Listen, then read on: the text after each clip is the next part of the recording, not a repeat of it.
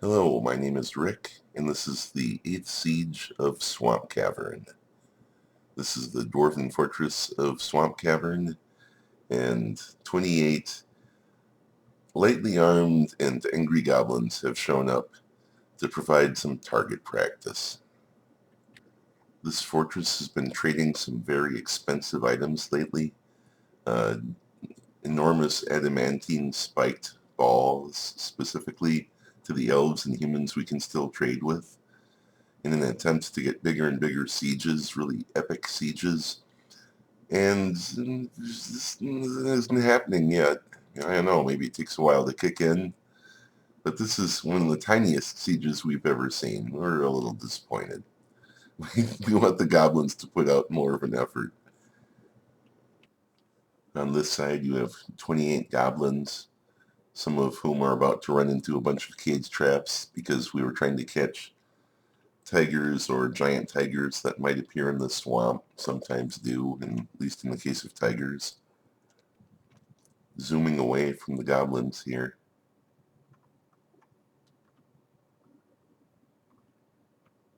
Here we have some of the military of Swampcavern assembling to fight them. And here we have some of the military of Swampcavern who are protecting tree choppers over here from whatever flying beasts might be around at the moment. Here's what it looks like with all the levels of the fortress, but if I did that for my intro, you wouldn't be able to see the goblins at all. Look, there they are. Can you see them in there? When they first appeared on the map, a lot of them ran down into the tunnels, that is the trade entrance for the caravans. But the moment we slammed shut the bridge, they realized it. So none of them are in the tunnels, or almost none. But they've turned around and they're headed for the cage traps.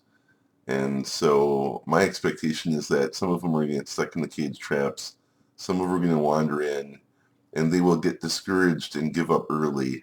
And that's why we need to get the military to them just as fast as we can, because I don't want them to leave. I want to punish them for being here.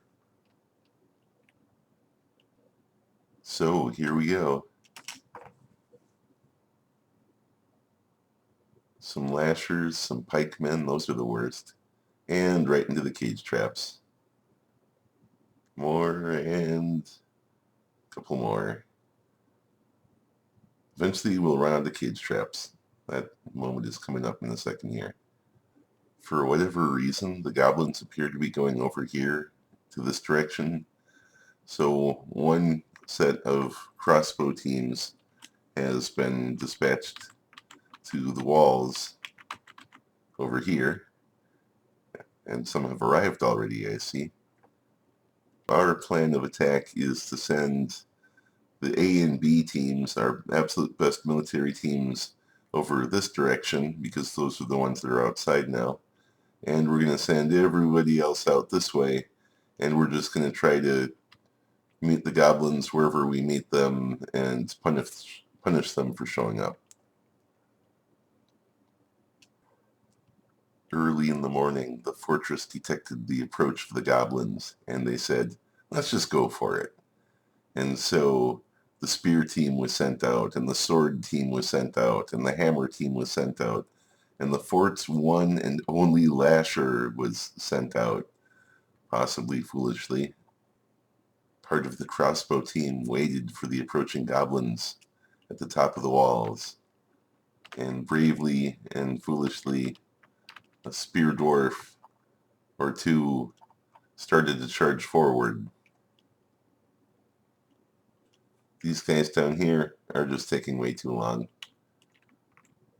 A few overeager soldiers are charging forward a little bit, so I'm just going to give this whole team permission to just go get the goblins. I'm just telling them to move forward and letting them pick their own targets. This human spearmaster says he's going where he was ordered to, but he was ordered to move forward, and he's not doing that. I've given the order to charge.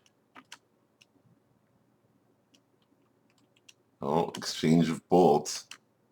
Where are you guys going? These guys, on the other hand, all seem to have gotten the idea. Oh, bolts are flying. Brave sword dwarves are charging forward, engaging the enemy.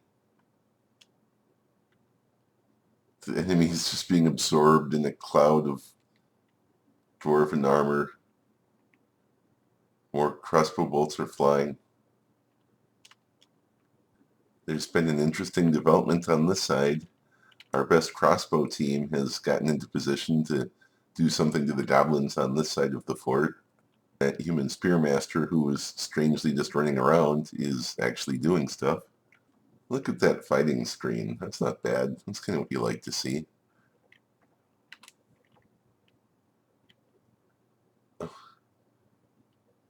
They somehow shot one of our dogs? Oh no. Well, they'll pay for that. There's only one human spearman in range to do anything, so we know who this is. The human spearman stabs the goblin pikeman in the fourth toe left foot with her adamantine spear, tearing apart the fat through the elkbird leather sandal. The goblin pikeman attacks the human spearmaster, but she jumps away. The human spearmaster stabs the goblin pikeman in the right front foot with her adamantine spear, tearing the muscle. An artery has been opened by the attack. The adamantine spear is lodged firmly in the wound. The goblin pikeman falls over. They just fight a little bit, but the goblin pikeman strikes, but the shot is blocked. Strikes the human spearmaster, but the shot is blocked. Human spearmaster punches the goblin pikeman in the lower left leg with her left hand, jamming the bone through the left's knee's muscle and shattering the left knee's bone. The goblin pikeman gives in to the pain. And then this ends with the spearmaster stabs the goblin pikeman in the head with his adamantine spear, and the injured part is cloven asunder. So, a couple people teaming up here. Great.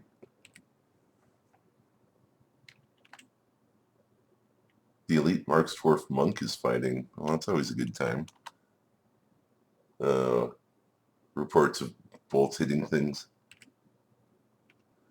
The first thing that happens to the report of this goblin swordsman is the flying steel bolt strikes the goblin swordsman in the head, tearing the muscle and chipping the skull.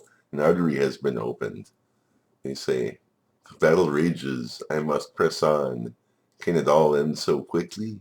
Begone, fear." And then a hammer lord strikes them, and they fall over, and they miss the hammer lord, and they just get bashed to pieces. Apparently, at some point, I told the spear guys to come stand over here. I never meant to do that, but that is just totally on me. Over here, you have these crossbow guys who have been putting out a pretty tremendous amount of bolts.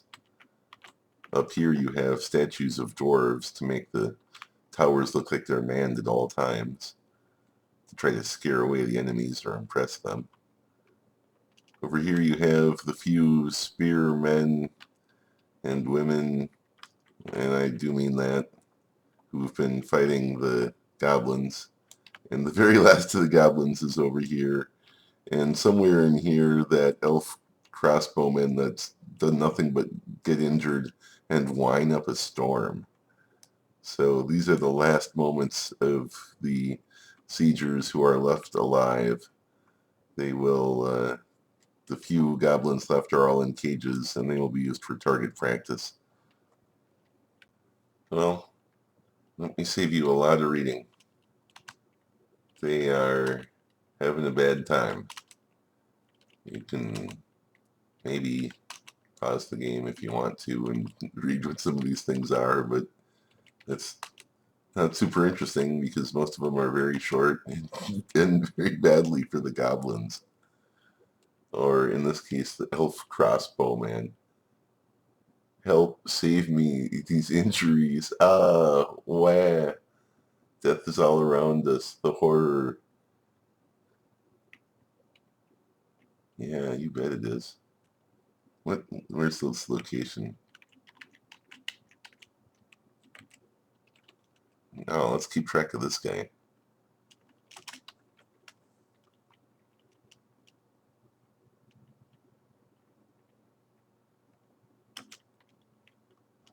I don't know where my best axe guys are. I told them to move up a little closer. Hopefully they show up for some of this. Although if they don't hurry up, they're not going to get the chance. Hey, hey buddy, guess what's going to happen to you? You think this is going to go well? You think you're going to show up on my fort and attack my guys and this is going to go well for you? Well, you're about to find out.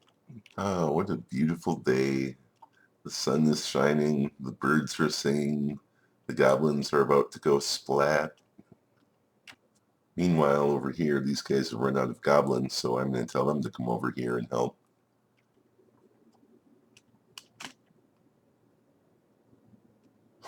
Look. Oh, there we go. The final moments.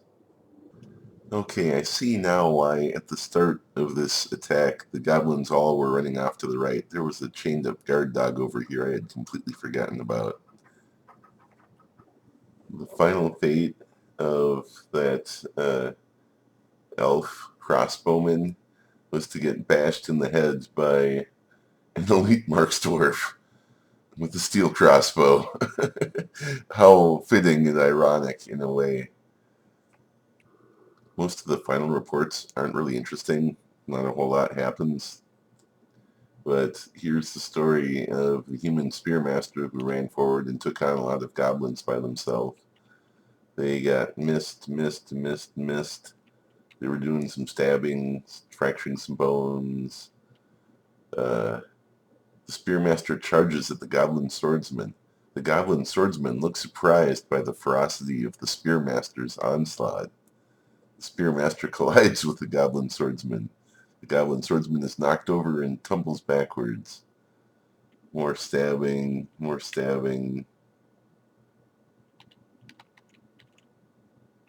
Spearmaster bites the goblin swordsman and shakes them around by their left foot. Really? You have an adamantine spear. Why don't you just use that? Oh.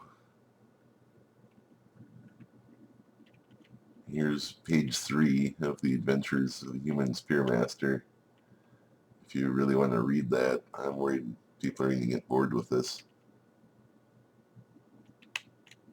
And that's that. Much to my surprise, the siege went away when we killed the last goblin. I don't know if that's happened in the fort's history. Usually the siege goes on for a couple more months. This is not the biggest mess I've ever seen, but still, not bad. I'll give them points for style. Congratulations, guys. You win. That was some nice work.